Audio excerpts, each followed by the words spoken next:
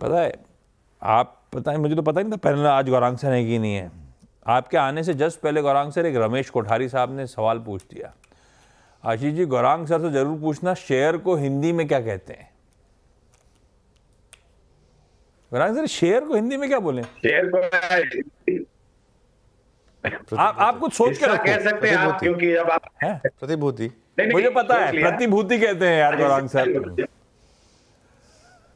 है ना प्रतिभूति। मान अरे गौरांग सर भी मानते हैं मेरा सिक्का। अच्छा बताया आपने। कावा सर क्या कह रहे हैं? नहीं, मैं कुछ नहीं कह रहा, मैं कुछ नहीं कह रहा। अरे मुझे भी नहीं पता। प्रतिभूति सही कह रहा, यही होता है क्या? मुझे पता है। शेयर इज प्रतिभूति। गावा सर, कल से आप एक एक बढ़िया सी प्रतिभूति लेकर आएंगे रोज सुबह हमारे लिए। आज गौरंग बोल्ड हो गए। नहीं, ये रमेश कोठारी जी ने बोल करने की कोशिश करी। रमेश जी, आंसर मिल गया आपकी क्वेरी का। चलिए अब सवाल जवाब के सिलसिले की सॉरी, अब जरा सा स्टॉक स्पेसिफिक मूव्स की तरफ चलें, खबरों वाले स्टॉक्स की तरफ बढ़ा जाए। और कंचन आपको आपकी स्क्रीन पे नजर आएंगी। कंचन, गुड मॉर्निंग। सबसे पहले एक काम करें, इंडस टावर रेडार पे। इंडस टावर, मानस आप चार्ट खोलो, मैं आ रहा हूं आपके पास। क्या अपडेट्स हैं कंचन? Good morning sir.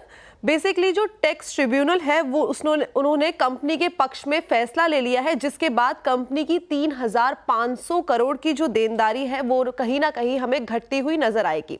अब जो 2020 में जब इनका भारतीय इंफ्राटेल के साथ जो मर्जर हुआ था, उसके बाद जो इनको एसेट मिले थे, ये पूरा का पूरा विवाद ही उसको लेके खड़ा हो गया है, क्योंकि जो इनका एसेट था उसके ऊपर जो डेप्रिसिएशन था उसकी देनदारी ना करने को लेके ये पूरा का पूरा विवाद खड़ा हुआ था। लेकिन फाइनली टैक्स ट्रिब्यूनल से कंपनी के फेवर में फैसला आया है, तो कंपनी के लिए पॉजिटिव खबर बनके सामने आ सकती है। तो जो कंटिंजेंट लायबिलिटी बैठ रही थी 3,500 करोड़ रुपए की, सीधा सीधा रिडक्शन हो गया, बढ़िया रिलीफ मिल रही है इंडस टावर को। गौरांग सर, आप लोग का इंडस टावर पे व्यू क्या? काफी कुछ पॉजिटिव। वो एक क्लीन आउट ट्रेड होना था वोडाफोन पीएलसी का, वो हो गया। वोडाफोन जो इनका एक कस्टमर है, क्लाइंट है, उसमें प्रमोटर्स पैसा डाल रहे हैं, तो at least as a going concern थोड़ी बहुत विजिबिलिटी नजर आने लगती है। और इंडस टावर के लिए इस तरह की अच्छी खबरें आ रही हैं। आप लोग का खरीदारी करने का कॉल है इस काउंटर पे लंबी अवधि के लिए? नहीं सर, तो कवरेज है हमारी आशीष, लेकिन अगर आपका पुराना निवेश है तो बने रहे, क्योंकि थोड़ा बहुत और स्पष्टीकरण आने का हमें इंतजार है। और अगर वो आ जाता है तो फिर नई खरीद का भी आप सोच सकते हैं, लेकिन फिलहाल अगर आपका पुराना निवेश है तो आप बने रह सकते हैं। ओके, ये मैंने इसलिए नहीं लिया इसको आज बिग स्टॉक्स में, क्योंकि ये स्टॉक में दिक्कत क्या आती है, गैप अप में सारा मामला निपट जाता है इसका, उसके बाद मूव्स नहीं आते हैं। वैसे खबर पॉजिटिव है, वो देखते हैं। और पोर्टफोलियो इन्वेस्टर्स के लिए तो खैर ये अच्छा स्टॉक रहा है पिछले कुछ समय में। देखते हैं आज किस तरीके से रिएक्ट करेगा, लेकिन मैंने इसके लिए आज इसको नहीं इंक्लूड किया, क्योंकि नॉर्मली इसमें मैंने देखा है गैप अप के बाद कुछ बहुत ज़्यादा फॉलो थ्रू मिलता नहीं है। ठीक बात है, थोड़ा सा कॉशियस रहिएगा इस काउंटर को लेकर। लेकिन मानस, चार्ट्स के समीकरण क्या? तेजी का मूड बन रहा है चार्ट्स को देखकर? देखिए, फिलहाल के लिए तो कंसोलिडेशन दिख रहा है और 100 डे और 20 वीक मूविंग एवरेज पे स्ट्रॉन्ग रेजिस्टेंस है। तो जब तक 365 के बाहर ना निकले, उसके ऊपर ना निकले, तब तक आपको इंडस टावर में फ्रेश खरीदारी नहीं करनी है। नीचे की तरफ अगर देखें तो करीब 330 रुपए पे एक सपोर्ट दिखता है। तो अगर आपके पास लॉन्ग पोजीशन है तो आपको 330 का स्टॉप लॉस लगाना है, लेकिन फ्रेश खरीदारी 365 रुपए के ऊपर ही करें। ओके, ये हो गई इंडस टावर, जिसमें एक बढ़िया रिलीफ प्ले आउट हो रही है और गैप अप पे खुल के ठंडा पड़ने का डर। और मानस भी कह रहे हैं कंसोलिडेशन में ये स्टॉक नजर आ रहा है, शायद इसीलिए भी ये फिर मीनिंगफुल तेजी दिखा नहीं पाता खबरों पर। मैनकाइंड फार्मा QIP खुलने जा रहा है, खुल गया सॉरी। तो कंचन डिटेल बता देंगी, इतने में पीछे से शिल्पा जी चार्ट के समीकरण देख लेंगी। क्या अपडेट्स हैं? 3,000 करोड़ के QIP को मंजूरी मिल गई है। अब जो ये पैसा है बेसिकली वो भारत सीरम का जो इन्होंने एक्विजिशन किया था उसको फंड करने में इस्तेमाल किया जाएगा। फ्लोर प्राइस की बात करी जाए तो वो है 2,616 प्रति शेयर का, यानी कि अपना इसका जो इस टाइम पे करंट प्राइस है वहां से ये 5% डिस्काउंट पे सामने उभर के आया है। और QIP में 2.9% इक्विटी का डाइल्यूशन होने की संभावनाएं जताई जा रही है, लेकिन जो इन्होंने अभी रिसेंटली एक्विजिशन किया था उसके लिए पैसा कहीं ना कहीं जुटा रही है कंपनी। एक जमाना था जब QIP के अपडेट आते थे लगता है डाइल्यूशन होगा तो लाल में होगा, आजकल तो QIP वाले स्टॉक भी चलते हैं। शिल्पा जी, आप लोगे क्या मैनकाइंड फार्मा? जी आशीष, अगर आप देखेंगे तो वीकली पे तो एक ब्रेकआउट है और यहाँ पे जो इसका रीसेंट हाई था 2874 के अराउंड, वहां पे ये इमीडिएट बेसिस पे जा सकता है। तो यहाँ पे अगर किसी को स्टॉप लॉस लगाना है तो आप 2550 के स्टॉप लॉस से 2850 प्लस के इस आई मीन टारगेट के लिए आप इसमें डेफिनेटली बने रह सकते हैं।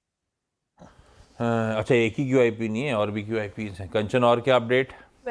तो सबसे पहले बात कर लेते हैं HCC की, बिकॉज यहाँ पे भी हमें सामने आता हुआ दिखाई दिया है 400 करोड़ का QIP लॉन्च। अच्छी डिमांड रहने से बेसिकली यहाँ पे 200 करोड़ का एक ग्रीन इशू ऑप्शन भी है, जिसका फ्लोर प्राइस अगर हम बात करें तो वो है 45.27 पर शेयर का, यानी कि अपने जो करंट प्राइस है वहां से ये 8.4% डिस्काउंट पे सामने उभर के आया है। और QIP में करीबन 14 करोड़ शेयर का डाइल्यूशन होगा, और जो ये पैसा कंपनी खर्च करने वाली है वो करने वाली है अपने डेट रिडक्शन में और साथ ही साथ एक्सपेंशन प्लान्स में। ओके, रखिए इस काउंटर को भी रडार पे। देखते हैं किस तरह से मैनकाइंड फार्मा, किस तरह से HCC खोलने के बाद बिहेव करता है। उसके बाद एक्सपर्ट से अपन कर लेंगे रिविजिट। गौरांग सर, ये रियल एस्टेट क्यों इतना भाग रहा है? कल तो जबर भाग रहे थे तेजी में। वायदा वाले भी गजब कर रहे थे, कैश वाले भी गजब कर रहे थे। कल एक ही चीज चमक रही थी, वो रियल्टी इंडेक्स था। और अपडेट्स ऐसे थे, मुंबई में कीमतें तो बढ़ नहीं रही हैं प्रॉपर्टीज की, सप्लाई ओवरहैंग बना हुआ है। कुछ कह रहे थे कि अब तो शायद ये लोग नेगोशिएशन टेबल पे वापस जा रहे हैं JDS को रीनेगोशिएट करने के लिए, क्योंकि बीच में बड़ा एग्रेसिव हो गए थे ये लोग। तो ये फिर स्टॉक में इतनी तेजी क्यों आ रही है? अनुमानित जो लॉन्चेस को लेकर के, और मुंबई जैसे शहर में जहां पर जमीन की किल्लत है, रीडेवलपमेंट, हमने रिपोर्ट पढ़ी होगी, शायद आप लोगों ने भी पढ़ी होगी, बहुत बड़ा मौका है रीडेवलपमेंट काफी सारी कंपनियों के लिए। और खास करके सेंट्रल मुंबई और वेस्टर्न और ईस्टर्न सबर्ब्स में जहां पर इमारतें काफी पुरानी है, मरम्मत करने के लिए उनके पास पैसे नहीं है, तो जाहिर है वो रीडेवलपमेंट के लिए जाती है। तो चर्चा में था, लेकिन ये बहुत अनुशासन आने के बावजूद आशीष, ये क्षेत्र अभी भी हाई बीटा है। लेकिन यहाँ पर बहुत सारी कंपनियां हैं जहां पर बैलेंस शीट काफी मजबूत है और प्रोजेक्ट लॉन्चेस को लेकर के आने वाले भविष्य में नजरिया काफी सकारात्मक। तो हमारी खरीदारी की राय शोभा लिमिटेड और प्रेस्टीज एस्टेट्स, ये दोनों पर है फिलहाल। बिल्कुल आशीष, में एक और जो अच्छी चीज़ हुई है ना, कि जितने भी रियल एस्टेट प्लेयर्स हैं वहाँ पर अब चाहे आप NCR के प्लेयर्स देखें, मेनली NCR की मार्केट गुड़गांव वाली मार्केट जो है, और महाराष्ट्र के जो बड़े प्लेयर्स हैं, पॉलिटिकल स्टेबिलिटी दोनों स्टेट्स में, वही गवर्नमेंट वापस आई। आई थिंक ये एक बहुत बड़ा फैक्टर रहा इस मार्केट में। और स्पेशली अगर आप महाराष्ट्र की बात करें तो महाराष्ट्र में एक चीज़ आप मानेंगे कि पिछले 2.5 साल में जो डेवलपमेंट हुई है, हम तो खैर एकदम से पेस पिकअप करा, चाहे वो कोस्टल रोड हो, चाहे वो मेट्रो जो अटक गई थी वो। और जब ये सब होता है तो उससे सबसे ज़्यादा फ़ायदा रियल एस्टेट का होता है, क्योंकि सबसे ज़्यादा अब लोगों को अगर एक ट्रांसपोर्ट मिल जाए अच्छा, तो फिर वो अलग अलग जगह जाकर वहाँ पर घर खरीद सकते हैं, तो वो एक अक्रॉस द बोर्ड पिकअप होता है। ये बात आपकी सही है कि पिछले कुछ महीनों में भले रियल एस्टेट प्राइसेस स्टैग्नेट हुए, लेकिन उससे पहले बड़ी रैली आई थी। गिरे भी नहीं है प्राइसेस, ऐसा नहीं कि गिर गए हैं। और रियल एस्टेट की साइकिल ऐसी होती है, कुछ तेज़ी आती है, फिर 6-7 महीने स्टैग्नेशन रहता है, फिर एक और जंप आता है। वो स्टॉक्स की तरह नहीं है कि रोज़ अप डाउन करेगा। तो इस वजह से ये पॉलिसी स्टेबिलिटी, ये एक बहुत बड़ा फैक्टर रहा है। मैक्रोटेक के केस में तो खैर ऑब्वियसली लोधा साहब खुद मिनिस्टर बन गए सरकार में, तो एक एडिड क्यों वहाँ से भी आया उनको, लेकिन ये एक रीज़न रहा है क्लियरली। ये बात सही है, द पार्टी इन पावर, उसकी पॉलिसीज हैव बीन कंड्यूसिव, तो वैसे भी सेंटिमेंट्स एट प्ले भी होंगे, बड़ी तरीके से मूव्स बनते हुए। एक कौन सा चुन रहा है गौरांग सर रियल एस्टेट में फंडामेंटली? तो जैसे मैं बता रहा था, अनुज भाई भी बता रहे थे, राजनीतिक स्थिरता जब भी आती है तो रियल एस्टेट सेक्टर में बहुत बड़ा परिवर्तन होता है। तो 2 नाम है, शोभा लिमिटेड और प्रेस्टीज एस्टेट्स, जहां पर हम फिलहाल खरीदारी की राय दे रहे हैं। लो, गौरांग सर तो बेंगलुरु पहुंच गए। दोनों बेंगलुरु के पसंदीदा बेट्स हैं गौरांग सर के रडार पे। रखिए भाई, यहाँ पे तेजी 12 महीने के टाइम होराइजन में शायद ज़्यादा बेहतर। GMR एयरपोर्ट्स, इसका वो मंथली अपडेट आया है। GMR एयरपोर्ट्स की चार्ट सेट साहब आप खोल के रखो, मैं आता हूँ। क्या अपडेट्स हैं? तो नंबर अच्छे उभर के सामने आए हैं। अगर टोटल पैसेंजर ट्रैफिक की बात करें तो ये Y-on-Y बेसिस पे हमें 14% बढ़ता हुआ दिखाई दिया है और मंथ ऑन मंथ बेसिस पे इसमें 5% का एक इजाफा आया है। At the same time domestic passenger की बात करी जाए तो वो 14.3% बढ़ा है और इंटरनेशनल जो ट्रैफिक है वो हमें 11.3% बढ़ता हुआ दिखाई दिया है। एयरक्राफ्ट मूवमेंट जो है वो 8% बढ़ा है Y-on-Y बेसिस पे, लेकिन ये नंबर अगर हम मंथ ऑन मंथ बेसिस पे देखें तो इसमें एक 3% का स्लाइड कट देखा गया है। देखना चाहें तो अदरवाइज लॉजिकली एयरपोर्ट का धंधा साल 10 साल देखने का है, सीजनैलिटी एट प्ले बहुत ज़्यादा होती है, तो उस हिसाब से तो बहुत सॉलिड अपडेट्स आए हैं इनकी तरफ से। सेठ साहब कहीं घूमने गए क्या? नहीं आशीष जी, अभी तो नहीं गया हाल फिलहाल में। वो लास्ट ट्रिप कश्मीर वाली थी, उसके बाद अभी कहीं नहीं गए हो? उसके बाद आपके पास बॉम्बे आया था। हाँ बीच में, सॉरी, बॉम्बे आए थे। जी सेठ साहब ये चार्ट्स पे समीकरण GMR एयरपोर्ट्स कैसा लग रहा है? जी आशीष जी, अगर GMR एयरपोर्ट्स का चार्ट देखें तो रिसेंटली हमने एक इसमें रनअप देखा फ्रॉम 75-76 लेवल्स। स्टॉक अपने की मूविंग एवरेजेस के ऊपर ट्रेड कर रहा है और एक कॉन्फ्लुएंस ऑफ मूविंग एवरेजेस के ऊपर कंसोलिडेशन मोड में है। 8250 83 एक इसका सपोर्ट जोन है। जब तक वो होल्ड करता है तो एक कंडीशनल बाय यहाँ पे बनता है। अगर स्टॉक 85 के ऊपर निकले तो यहाँ पे 88 एंड 90 तक के टारगेट्स पॉसिबल है। तो it's a conditional buy above 85 with stop loss of 83 for targets of 88 and 90। In fact इसका भी ना 1 महीने का चार्ट अगर आप देखें GMR एयरपोर्ट का 1 मंथ चार्ट, इस स्टॉक ने भी बॉटम लगाया था एग्जैक्ट महाराष्ट्र इलेक्शन वाले दिन, एग्जैक्ट उस दिन बॉटम लगाया था इसने भी, और वहीं से ये भी चला। ये भी एक थोड़ा पॉलिटिकली सेंसिटिव स्टॉक माना जाता है, तो ये भी स्टॉक वहाँ से इसका अगर आप 6 महीने का चार्ट देखेंगे तो 1 महीने का चार्ट है 8% ऊपर है। 6 महीने का चार्ट देखेंगे, आपको याद होगा इसमें हमने 40-45 से बात की थी कि एक बड़ा मूव आने की प्रोबेबिलिटी होगी। 100 तक गया था वो, 100 के बाद इसमें फिर करेक्शन आई थी, वो नीचे आया था और अब थोड़ा सा वापस उस लेवल पर आने की कोशिश कर रहा है। अगेन ये वो स्पेसेस हैं जहाँ पर थोड़ी सी जगह है। इसी को थोड़ा सा और अगर आप बढ़ा देंगे, 12 महीने का चार्ट कर देंगे इसको, तो मेरे ख्याल से उसमें फिर आपको वो मूव दिखाई देगा जो इससे पहले आया था। ये देखिए, ये जो थोड़ा सा मूव उससे पहले आना शुरू हुआ था। आई थिंक 2 साल के चार्ट में 45-50 से ये मूव आने की शुरुआत हुई थी यहाँ पर GMR एयरपोर्ट में, 100 के ऊपर जाकर ये देखिए वहाँ से इंटरग्लोब के साथ साथ इसकी कई बार चर्चा। एग्जैक्टली तो इसके लिए तो ये भी काफ़ी पॉलिटिकल सेंसिटिव बन गया था स्टॉक, तो इसके लिए अब यहाँ पर रैली आई है। मेरे ख्याल से इसमें अभी भी जगह है, आई थिंक आशीष, थोड़ा सा और ऊपर जाने की यहाँ पर। रखिए रडार पे, अपडेट तो अच्छा है GMR एयरपोर्ट्स का। अब स्टॉक का ओपनिंग पे बिहेवियर देखते हैं। गावा सर, फार्मा में ना ल्यूपिन एक बार चार्ट टटोल लो। जेफरीज की रिपोर्ट है, वो कह रहे हैं कि ल्यूपिन जो है मार्केट शेयर गेन कर रहा है अपने हायर स्ट्रेंथ प्रोडक्ट लॉन्चेस में। हालांकि उन्होंने, मेरे पास वो प्राइस टारगेट वाला मामला समीकरण नहीं है, लेकिन अपडेट अच्छे आ रहे हैं जेफरीज की तरफ से। ल्यूपिन कैसा स्टैक्ड अप है गावा सर? ट्रेड वेट करने का मन बैठ रहा है? ऐसा कोई समीकरण दिख रहा है या नहीं? पॉइंट सही चाहिए लुपिन में। बेसिकली चार्ट स्ट्रक्चर पॉजिटिव, थोड़ा करेक्टिव मोड पर है, लेकिन सेफ जगह कहां पर लेने की 2 है। एक तो सपोर्ट के इर्द गिर्द जो कि करीब 2000 है, साइकोलॉजिकल सपोर्ट है। उसके आसपास अगर बाई सिग्नल अपग्रेड करें 2066 पर, अगर डिप मिलता है 2000 के आसपास कोई बाई सिग्नल मिलता है तो ले सकते हैं। उसके बाद जो सपोर्ट है 1920 का, लेकिन जो रियल सपोर्ट है जब वो 2100 पार कर ले, वहां पर एक दिखाएगा डेमोन्स्ट्रेशन ऑफ स्ट्रेंथ, और स्ट्रेंथ लेना चाहिए। लुपिन बढ़िया स्टॉक है लॉन्ग टर्म के लिए, खाली एक जगह अच्छी होनी चाहिए खरीदने की, वो है 2100 के ऊपर आज। बाकी के सारे इंपॉर्टेंट स्टॉक्स इन न्यूज जो बचे हुए हैं कंचन से पहले जान लेते हैं। कंचन, और क्या रडार पे अपने? जी, माइंडस्पेस रीट, यहाँ पे 1903 करोड़ की बड़ी ब्लॉक डील संभव है। बेसिकली जो अबू धाबी इन्वेस्टमेंट अथॉरिटी है वो ब्लॉक डील के जरिए 9.2% की हिस्सेदारी बेचने वाली है। इन्होंने एंट्री ली थी जनवरी 2022 में और ये क्लीन ट्रेड सामने बन के आ सकता है। इसके अलावा HPCL, because Mumbai refinery project पर 4679 करोड़ की खर्च को मंजूरी मिल गई है और जो रिफाइनरी है उनके मॉडर्नाइजेशन के लिए मंजूरी दी गई है, जिसके बाद जो ल्यूब ऑयल का बेस प्रोडक्शन है वो 475 से बढ़ के 764 किलो टन पर एनम होने की संभावनाएं जताई जा रही है। वेदांता को रखना होगा आपको अपनी रडार पे, बिकॉज बोर्ड ने दे दी है 8.5 रुपए प्रति शेयर चौथे इंटरिम डिविडेंड को मंजूरी, जिसमें कंपनी टोटल 3324 का खर्च करने वाली है और प्रमोटर्स को डिविडेंड से बेसिकली 1874 करोड़ रुपीस मिलेंगे। एचडीएफसी बैंक को एक मिला है सेबी का वार्निंग लेटर, बिकॉज ये पूरा का पूरा मामला था सीनियर मैनेजमेंट रेजिग्नेशन पर रूल्स फॉलो ना करने का, जिसके तहत ये वार्निंग लेटर आया है। विप्रो को आपको रखना होगा अपनी नजरों के सामने, बिकॉज यहां पे हुआ है एक बड़ा एक्विजिशन।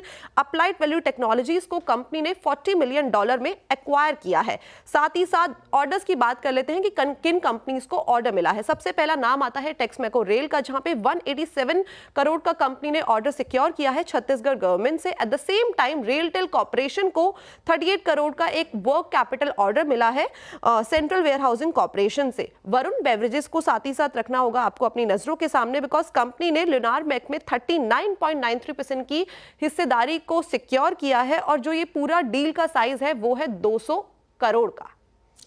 ओके, वरुण बेवरेजेस, इस पर भी नज़र रहेगी।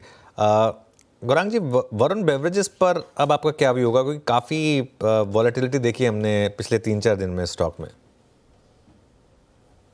तो अनिल भाई सीधे सीधे तो टिप्पणी नहीं करेंगे क्योंकि कवरेज नहीं, लेकिन मेरे ख्याल से पिछले हफ्ते कुछ खबरें भी आई थी चौहान फैमिली को लेकर के, बेगे पार्डन, भाटिया फैमिली को लेकर के, और जिस प्रकार से रुझान आया, पहले तो इस कंपनी की तुलना करने के लिए मेरे ख्याल से लिस्टेड यूनिवर्स में तो कोई कंपनी है ही नहीं, और जिस तरीके से कारोबार है और जो भविष्य लग रहा है वो काफी सक्षम और मजबूत लग रहा है। 2-3 दिन की वॉलेटिलिटी क्या कारण को लेकर के हुई है वो तो हमारे पास जानकारी नहीं, लेकिन एक सक्षम और मजबूत कंपनी है।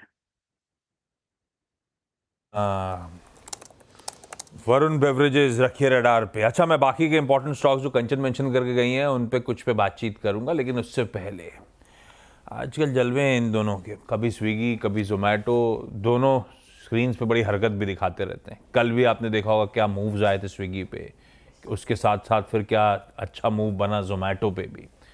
ये दोनों आज फिर रडार पर रहेंगी। दरअसल जोमेटो और स्विगी जैसे फूड एग्रीगेटर्स को जीएसटी से जल्द रिलीफ पॉसिबल है। क्या डिटेल्स हैं, किस तरह की रिलीफ की तैयारी हो रही है, इस पे बातचीत कर लेते हैं। दिल्ली से आलोक प्रियदर्शी जुड़ते हुए जो एक खबर लाए। आलोक, हाय, गुड मॉर्निंग। क्या अपडेट्स हैं, किस तरह की रिलीफ की बात हो रही है?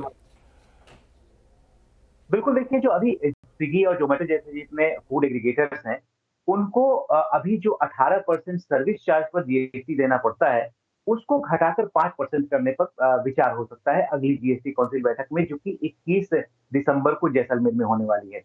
इसमें कैच ये है कि अभी तक जो जोमेटो या स्विगी को जितने भी नोटिस मिले हैं वो 18% के हिसाब से नोटिस मिले हैं, लेकिन अब ये प्रपोजल जीएसटी काउंसिल में रखा जा सकता है। फिटमेंट कमेटी की तरफ से सिफारिश की गई है कि जो 18% जीएसटी है उसको घटाकर 5% कर दिया जाए, लेकिन इसमें कैच ये है कि ये विदाउट आईटीसी होगा, यानी कि इस पर इनपुट टैक्स क्रेडिट नहीं मिलेगा। ये बिल्कुल उसी तरह से होगा जैसे रेस्टोरेंट अभी काम करते हैं, क्योंकि जो स्विगी और जोमेटो जैसे एग्रीगेटर्स ने यही दलील दी थी कि अभी जब रेस्टोरेंट खुद डिलीवरी करते हैं तो ऐसे में उनको 5% ही जीएसटी देना पड़ता है, लेकिन वो बिना आईटीसी होता है। तो अब ये जीएसटी काउंसिल में इस बात पर फैसला हो सकता है कि स्विगी और जोमेटो जैसे जितने भी फूड एग्रीगेटर्स हैं वो जब डिलीवरी करेंगे तो उस पर जो सर्विस चार्ज लगता है, जो 18% अभी है, वो घटाकर 5% किया जा सकता है, लेकिन उस पर इन सभी एग्रीगेटर्स को इनपुट टैक्स क्रेडिट का फायदा नहीं मिलेगा। अभी जो जोमेटो को जो बड़ी नोटिस मिली है 803 करोड़ की, वो नोटिस मिला है साल 2019 से लेकर साल 2022 तक का। अब जो ये फैसला होगा, जो ये जीएसटी काउंसिल में फैसला होगा, उसमें ये ध्यान रखने वाली बात होगी कि ये जो फैसला नया अगर जीएसटी कटौती होती है तो वो 1 जनवरी 2022 के बाद लागू होगा, यानी कि जो पुराना जीएसटी नोटिस है, टैक्स डिमांड है, उस पर इसका कोई असर नहीं पड़ेगा, वो उन्हें देना पड़ेगा। इसको लेकर एक क्लैरिफिकेशन जीएसटी काउंसिल में भले ही जारी हो सकता है कि ये जो पुराना जीएसटी है बकाया, ये जिस पे नोटिस गया है, वो आपको चुकाना पड़ेगा। उसमें जो रेट्स है उसमें कटौती रेट्रोस्पेक्टिव नहीं होगी, लेकिन 1 जनवरी 2022 के बाद आपके ऊपर जो भी आप फूड डिलीवरी करते हैं उस पर जो सर्विस चार्ज है वो आपको 5% विदाउट आईटीसी देने की परमिशन मिल सकती है। तो ये एक बड़ी खबर आ रही है स्विगी और जोमेटो जैसे जितने भी फूड एग्रीगेटर हैं उनके लिए। बढ़िया खबर की तैयारी हो रही है। जीएसटी के फ्रंट पे एक रिलीफ शायद इन फूड एग्रीगेटर्स को मिलता हुआ नजर आए। गाबा सर, जोमेटो का चार्ट नहीं, जोमेटो तो आज किसी का पिक भी था, सेठ साहब का पिक था। सेठ साहब तो स्विगी आप रेडी रखो, मैं आता हूं। ये आलोक, मुझे लगा आप सुबह सुबह जुड़ोगे तो मंकी कैप वगैरह पहने होगे, ठंड हो रही होगी, आप तो ऐसे ही बैठे हुए हो यार। अब बिल्कुल देखिए, ठंड दिल्ली में तो काफी बढ़ गई है, लेकिन क्योंकि अंदर है, इनसाइड है, तो यहाँ पर थोड़ी वार्मनेस होती है। बाहर काफी हवाएं चल रही है, सर्द हवाएं चल रही है, लेकिन अंदर ठीक है। सेठ साहब, जोमेटो का सेठ साहब का जब आइडिया था ट्रेड का, वो तो रख दीजिएगा स्क्रीन पे, वो तो आज का टॉप कॉल है ही है। सेठ साहब, स्विगी कैसा पॉइज्ड है? कल गजब कर रहा था ये स्टॉक। जी आशीष जी, स्विगी का डेटा कम है, but whatever data is available, technically structure अच्छा है। स्टॉक ने एक स्विंग लो क्रॉस किया 5 स्विंग हाई क्रॉस किया 580 के आसपास। तो कोई भी डिप मिले, कल के सत्र में हमने एक स्ट्रॉन्ग मूव 12% का देखा, तो कोई भी डिप मिले अराउंड 575 580 कभी आए, थोड़ा सा डिप मिले तो रिस्क रिवॉर्ड फेवरेबल हो जाएगा। It's a buy on dip structure, dip पे से बाय करें, स्टॉप लॉस लगभग 560 के आसपास लगा के रखें। तो जोमेटो तो खरीदारी करने का मन, स्विगी में बाय ऑन डिप्स की स्ट्रैटेजी रखें। आइए अब ब्रोकरेजेस के रडार पे क्या है वो श्रेया से बातचीत कर ली जाए। अभी कंचन बता के गई थी कि विप्रो ने एक टक इन एक्विजिशन कर लिया है। उनकी एक स्ट्रैटेजी हमेशा रही है स्ट्रिंग ऑफ पर्ल्स, छोटे छोटे मोती पिरोते रहो। उस एक्विजिशन में दरअसल मॉर्गन स्टैनली की एक रिपोर्ट भी आ गई है। श्रेया, क्या कह रहे हैं मॉर्गन स्टैनली वाले? Good morning. Good morning sir, लेकिन मोती डायमंड से छोटी है, मॉर्गन स्टैनली ये कह रहे हैं। मॉर्गन स्टैनली ने रिपोर्ट जारी की विप्रो पे और अंडरवेट की कॉल दी है। साथ ही टारगेट प्राइस जो है वो 250 रुपये प्रति शेयर कर दिया है। अब ट्रेडिंग लास्ट ट्रेडिंग प्राइस अगर आप देखें तो 309 के करीब थी, तो सीधा सीधा 23% का डाउन साइड का टारगेट दिया है मॉर्गन स्टैनली ने विप्रो पर। उनका मानना है कि जो एक्विजिशन कंपनी ने की थी 2021-22 में कैपको और राइजिंग की, अब जो एक्विजिशन हुई है अप्लाइड वैल्यू टेक की, वो छोटी है relatively in comparison to those firms. अब इस अधिग्रहण के से क्षमता तो बढ़ेगी, पोर्टफोलियो में अच्छे क्लाइंट्स भी जुड़ेंगे, लेकिन वैसा बूस्ट नहीं मिलेगा जैसा पहले एक्विजिशन से मिला था। साथ ही फाइनेंशियल ईयर 2025 और 26 में जो फाइनेंशियल इम्पैक्ट है उसमें कुछ खास असर देखने को मिलेगा नहीं। 250 के टारगेट, ये खड़ा हुआ है 309 के आसपास। ये तो अच्छे खासे डाउनसाइड की बात कर रहे हैं विप्रो पे। कल भी जब श्रेया आई थी तो कुछ आईटी कंपनीज पे डाउनग्रेड्स थे, है ना? जी, सिटी की टीसीएस पे थी। हाँ, सिटी की रिपोर्ट्स थी, टीसीएस, टेक महिंद्रा वगैरह पे। भाई ये रडार पे रखिए, आईटी थोड़े से ब्रोकरेजेस थोड़े से डाउनसाइड के टारगेट्स खोल रहे हैं। विप्रो पे आगे चर्चा करता हूँ, पहले श्रेया से दूसरी एविएशन एज अ स्पेस पे एक रिपोर्ट, और उसमें तो एक ही बड़ा लिस्टेड प्लेयर है। श्रेया, क्या रिपोर्ट है? जी, जेफरीज ने एयरलाइंस पर अपनी रिपोर्ट जारी की और 2 स्टॉक्स इंडिगो और एयर इंडिया पे अपनी राय रखी है। जहां इंडिगो के लिए अच्छी बातें कही गई, वहां जेफरीज ने एयर इंडिया की कुछ दिक्कतें उजागर की है। इंडिगो, माफ कीजिएगा, जेफरीज का मानना है कि इंडिगो में पिछले कुछ महीने में न्यू क्राफ्ट डिलीवरीज में जो है तेज़ी वो अच्छी खासी बढ़ी है।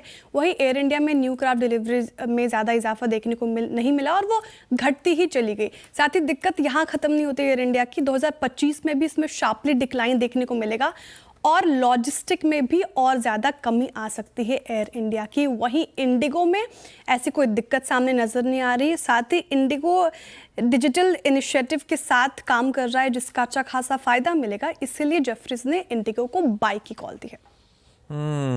इंटरेस्टिंग। तो इंटरग्लोब एविएशन रखिए रडार पे। जेफरीज कह रहा है एयर इंडिया एक ही कॉम्पिटिटर रह गया है कायदे का, वो भी अगर पस्त पड़ने वाला है तो इंटरग्लोब और फायदा बनाता हुआ नजर आएगा। और वैसे भी डोमेस्टिक ट्रैफिक के तो अपडेट्स कुछ देर पहले जीएमआर एयरपोर्ट्स की चर्चा हुई है। स्वीट स्पॉट में इंडस्ट्री और उसमें और स्वीटर स्पॉट पे शायद इंटरग्लोब एविएशन पहुंचता हुआ नजर आए। इंटरग्लोब, बैती साहब चार्ट चेक।